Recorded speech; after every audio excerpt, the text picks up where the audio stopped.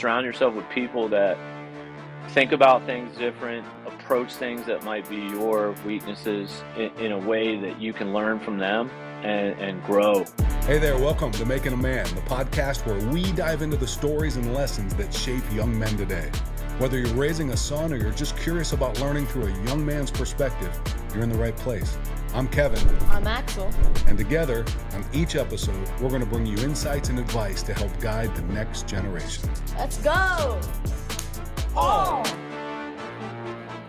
Hello, everyone. Today we have Mr. Nick Calcanes here with us. Really excited to have him. We've been waiting for this for a while. Yeah, we have. Yeah, well, I've been wanting to talk to you for a while. I haven't seen you at the country club.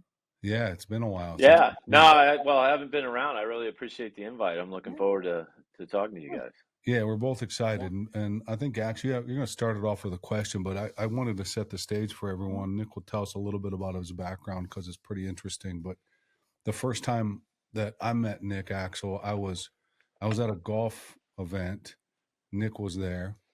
And it was probably some of the worst weather that I've ever played golf in. It was cold and just pouring down rain, and everyone went inside, and we're kind of standing out on this patio over this covered shelter, and this guy's down there smoking a cigar, and I went down there and joined him and started talking.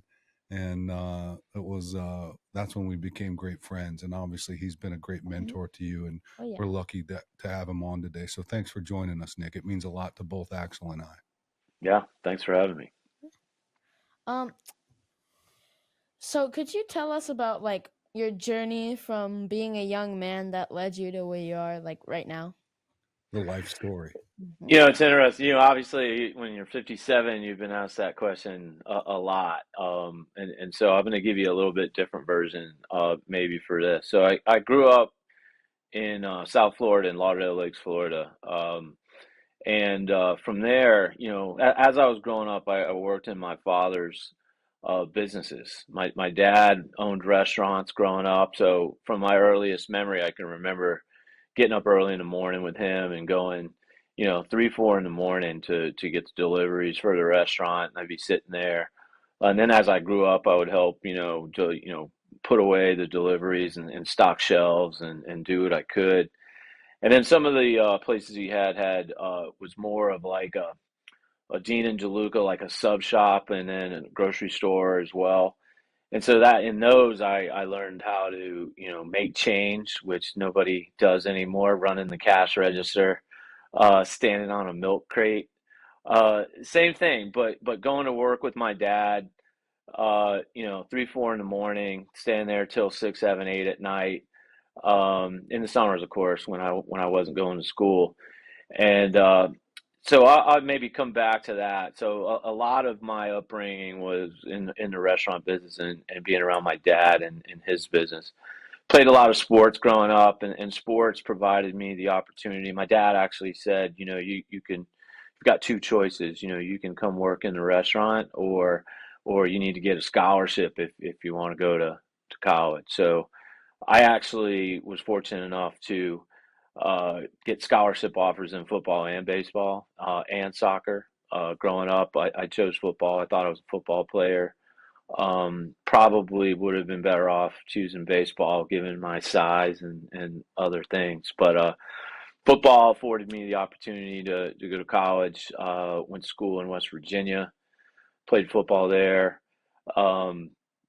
Also was given an opportunity to stay and coach, get my MBA. So that paid for my grad school, and did that.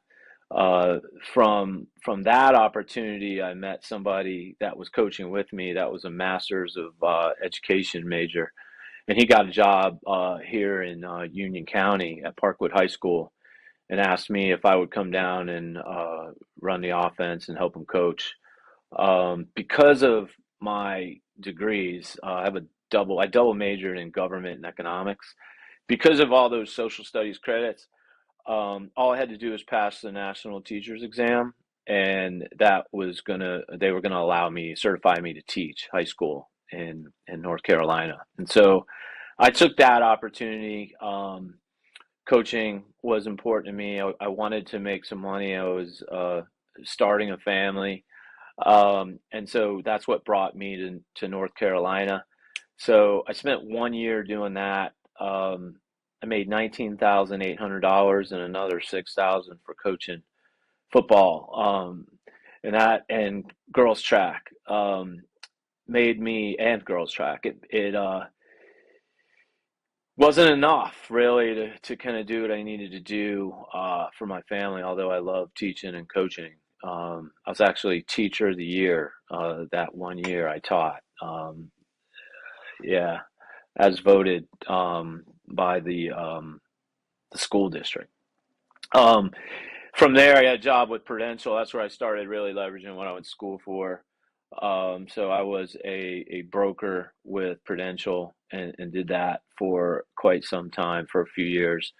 Um, really enjoyed it, made a lot of money, but I was working around the clock and I was an individual contributor, which is fine. But I really wanted to be part of the team again.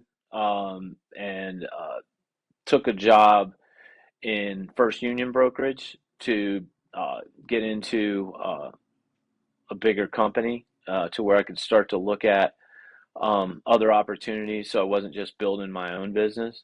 And I felt like I needed to be more well rounded. So I worked there for 4 years and was recruited to join Nations Bank because of a process that we had where we were canceling and rebilling trades between us and the fund. It was very labor intensive and paper intensive. So I got a bunch of guys in a room and said, let's see if we can figure out how to make this more efficient. And now I know it was a bunch of access databases, but back then it seemed like a lot of whiz bang technology. But those guys, out of that conversation, we automated and made that process 90% more efficient and decreased the number of breaks between us and the funds. Um, and Nations Bank heard about that, and so they recruited me to come in.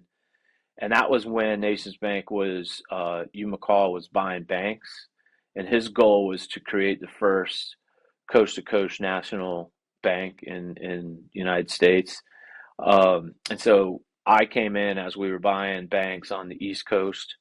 And my career at Bank of America, which was two times uh, different stints of 18 years, we bought 14 banks. So I've been a part of 14 large scale bank merger integrations. Learned a lot from that. So I was able to learn the whole business of banking and multiple dimensions. In between my two stints at Bank of America, went to a company called GMAC, which we were uh, trying to obtain a bank holding company certification, so, and to turn it into a bank, which we did. And that is, we turned that into Ally Bank, what is now Ally Bank. Left Ally. That was when I went back to Bank of America for my second stint. Then a company called Fiserv, which large scale payments um, bank services firm. From there to a company called Co-op Solutions, where if you think about it, what we did was everything you need to do to run a bank. We did that for 3,500 credit unions, and then I retired from there about a year ago. So that's hopefully my Cliff Notes version of my entire No, that was awesome. There's so career. many things in there that I didn't know. So Hmm. thanks for sharing that. Yeah. I keep coming back to like those long days in the restaurant. Like that fun those fundamentals probably helped you throughout all of that too, like leaning into that. I think the work ethic, um, it's easier to understand, in hindsight, a lot of the things you learn, but the work ethic and really observing my dad, the time he put in, then you become a young man and a father and you start to appreciate, he was doing it for the family. The people we helped along the way, I remember, and actually at a conference, a large conference, I did a huge presentation on today there's a movement, a firm holding a firm, and different companies are doing buy now, pay later. It's a big thing now. My dad used to take the ledger, and on the cardboard on the back, he would write down Kevin Ramsire, and you would get credit until you got paid. So essentially, he was doing buy now, pay later back in 1967, 1970, and he would expect people to come back on payday and pay for all the food or provisions they brought during the week. Um, so I learned a lot from obviously those young experiences. And the other thing was, there's just a diverse group of people that came in the restaurant and that my father interacted with, not to mention the time playing sports Yeah, and growing up. then as an adult, like you were in the banking sector at a crossroads of the whole industry when it was really transforming itself. So that's super interesting. And I don't know if you know this, Nick, and I don't know if you remember this, but when you're probably 4 or 5 years old, I was like, Ax, what do you want to do? It was the first time I've ever asked him, what do you want to do when you grow up? And he said, I want to own a bank. Remember that? And I go, Oh why? yeah. And you like, because that's where all the money is. Yeah, He just thought if yeah. he owned it, he could just have all of it. Remember that? And we Yeah. laughed. Um, Mm, you have been awesome with Axe, every yeah. interaction that you've had with him. And if you could sit down, already given him some great advice over the time frame that we've known you. But if you could go back and think about giving advice to a 12-year-old boy like Axel, is there any advice that you would give? Yeah, I think, again, some of these things you don't realize you're doing when you're doing them, but I think be a goal setter. I think be a goal setter and set goals for yourself, challenge yourself. I think one of the biggest things, especially for a young person, male or female, is confidence. And Yep. I believe, all of us are born with God-given talents. And so there are certain things that you're good at. You should really spend time trying to understand what those things are. And in turn, right, as you understand what your strengths are, you identify your weaknesses and things that you probably, identify as weaknesses, which might be other people's strengths. And how do you know, continue to hone and strengthen and build on your strengths, but also surround yourself with experiences and knowledge. And for me, it's people. Surround yourself with people that think about things different, approach things that might be your weaknesses in a way that you can learn from them and grow that way. 'Cause I think that's a huge opportunity is to see that in other people. I think that also helps you appreciate a lot of people in different ways, as opposed to surrounding yourself with people that are, it's easier to do when you surround yourself with people that are a lot like you. It's great advice. Yeah. It's great Thanks. advice. Um. Before you ask, what do you think your God given talent is? If you had to like put one thing, what would you say? It's hard. Maybe making people laugh, I guess. That's what That's I think. Cause that's like, that's a good quality, I guess. Yeah, that's good. That's a good one. I Yeah. think that opens a lot of doors. mm, Mm-hmm. As you were going to answer that, what I would say is tied to maybe making people laugh. I think you're very good at a young age and kind of reading a room and fitting in and Mm-hmm.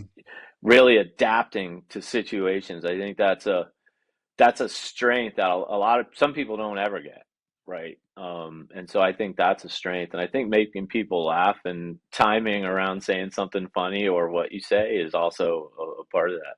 Good So I compliment. agree. thanks. You want to ask your next Um. question? So let's just say you had like unlimited money, and you could start a business today. What would you like want it to be? It's an interesting question because I'm not super. I've never been super motivated by money. Um, I've always wanted to have enough money to support my family and do the things and provide for them, and so that's always the way I've thought about it. I've never wanted to just accumulate money, and I don't really measure myself. That's one of the reasons I got out of being a broker, because the only way we were measured was how much money. Every week they put our book on the door basically and say this is what you, which is cool, but it's kind of empty. I guess the way I would answer that question, especially at this stage in my life, to where I might not have to work anymore, is I want to do things with people that I respect and are my friends, that would be interesting work and challenge. So I would have a hard time pinning down an industry or a particular business, because I think also what I've learned over time is really most businesses at the core are the same. If you're passionate about the opportunity, then all the things you need to do to run that business and make it successful, people, work ethic, you got to be smart, you got to have the right timing, got to have the right investment. All those things apply to anything we would do. So the way I would answer that question now is to surround myself with the right amount of people to go do it together, so we could win and lose together. It's a great answer. It's a great answer. And just in this short time that we've talked on this podcast so far, it came clear that your dad is probably have been a big influence on you. Is there anyone else, maybe it is your father, who that you've looked up to when you were younger, and that they taught you something pretty special that you still hold true? It's interesting. I as I was talking about my father, it's interesting, saying all those things where we really didn't talk a lot, right? My dad wasn't around. He was always working. I was in school and in sports and different things. So I got a lot out of, observing and being around other people's fathers, and also out of sports, again, a lot of learning lessons through sports and different coaches that believed in me and maybe pushed me in certain ways and saw, especially leadership in me, that I didn't realize I had maybe at the time, and challenged me to tap into those things and be a leader. I think that's probably one of the biggest things. At the core, I'm an introvert, but I think when you have the opportunity and the ability to lead, it's almost a responsibility to do that. And so I've always tried to surround myself with people, right? And I can't really, I could probably list around four or five at least. Um, but there's been many. And looking back, um, for those that are still alive, I'm still in touch with all of them. Like just last week when I was in Florida, his name's George King. He was a coach of mine. I don't know, he's probably in his 80s now. I've always stayed in contact with him, and it's been humbling that he's wanted to reach out to me and stay in contact with me out of all the kids he coached in high school over the years. So that I don't know if that really answers it, No, but it does. that's That is a that's it. cool feeling when people reach out to you that had such a big influence on your life, and they're the ones that still want to stay in touch. It's great. I've got several of those as well. Axe, anything else? Um, I think I have one more thing. Okay. So, what do you think is the scariest thing you've ever done, and why did you do it? Hmm. I've had a lot of business situations that I think are scary or intimidating, where you've got to really, you know, I've had a lot of situations to where if it didn't work, I would get fired. Like my career would end. So I've learned to live with those kinds of things. Uh, and part of that is putting myself in situations where I was willing to take personal risk, for the right reasons, for me and for the team, for the company. But probably the way I would answer that question is, I think the things that matter most are your family. So, to some extent, having kids and the decisions you make, and you have to pray that your decisions as as the father, as the man of the house, being part of that family and that role is sometimes scary. But the payback is um, unbelievable. So, why did I do it? Because, the love of my family and the responsibility that I took on when I decided to have kids. So I think I would say having kids can be scary. It's less scary now that they're 30 and 28. But now there's probably different things. But I don't know if scared is the right way, but maybe anxious and a little scared around, am I ready and am I doing the right things all the time for my kids Yeah, that's a and my great answer. family? Speaking of your kids, I've had the pleasure of meeting them, and are there traits that they possess that make you really proud? I'll even tie it to the last questions. One of the things, I think as a father is you're scared that maybe you don't do the right things and your kids don't have the character traits or the success or the confidence, those different things that you're trying to build and instill in your children. But I have to say, I mean, it's my two sons. Are great young men. They're high integrity people. They work hard. They chart their own course, and they have, since you know going way back. I've been a big part of one of those scary kind of approaches is holding them accountable to their decisions as they were making them. Growing up, the accountability that's tied to um, decisions you make in your life, good and bad. Um, and then observing those mistakes that I've made. I think they've learned from some of my mistakes.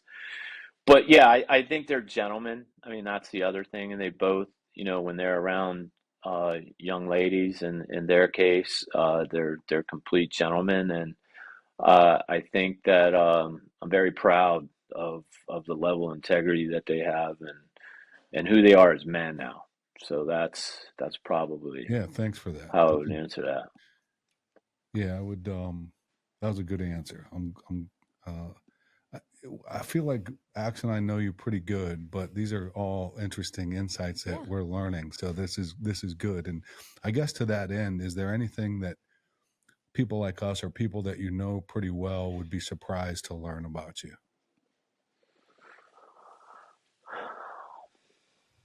I don't know. I don't think so. That's good. Um, You're pretty. I, You wear everything right on your sleeve. That's good. I think so. I Yeah. think, a lot of people don't believe I'm an introvert, but, so maybe that's one of them. But I think, for my friends, and, you guys are certainly friends, which it's been interesting the way we met, and when you meet people in your life that you identify as people you want to be around, and you Mhm. just, there's a lot of great people that have come out of the woodwork, especially with my wife's health issues that she's had. But you meet certain people, um, and I try to be as open as possible with those people. Those are the Mhm. people you want to really know who you are. So I would hope none of those people that I really care about, that I'm close to, are surprised about who I am, or how I would act in Yeah. a particular situation. Yeah. That's a good response. I heard your dog in the back, and I don't think Axe has ever had a chance to see the dog. Is he around that you could put him on camera? I'd have to go down and get No, him. that's okay. I It thought he would. was close, but He's Gemma just got home too, so he's been being good. So I don't want to rile him up, but he just turned 10 months and he's 165 pounds. He's bigger than you know both of my other two. I mean, the big one that died when he was 235, and this one's going to be bigger than than he is. 10 months, he's 160. He's 165 and he's super tall. Like It's a great when I breed. when I stand up, his head comes up to like my armpit. Like Unbelievable. He's a beautiful dog. he's tall. I'll bring him over there maybe one Yeah, day. you should. He can hang out with our dog. I'm sure they'll get along great. Um, that's it. I just really appreciate you taking some time out of your day and spending time with us. It's we love hanging out with you and laughing and telling stories. And I love when you've just embraced Axel, and you've been a big influence on him, Nick, more than I think you'll ever know. Yeah, every time I'm around, he's like, is Mr. Nick here? Where is it? Like everywhere we go, he's looking for your car. I think Mr. Nick just drove by. I'm like, I think he's not. I don't think he's in town. So I just, as a father, how you've treated my son, I just couldn't thank you enough, and I really appreciate it.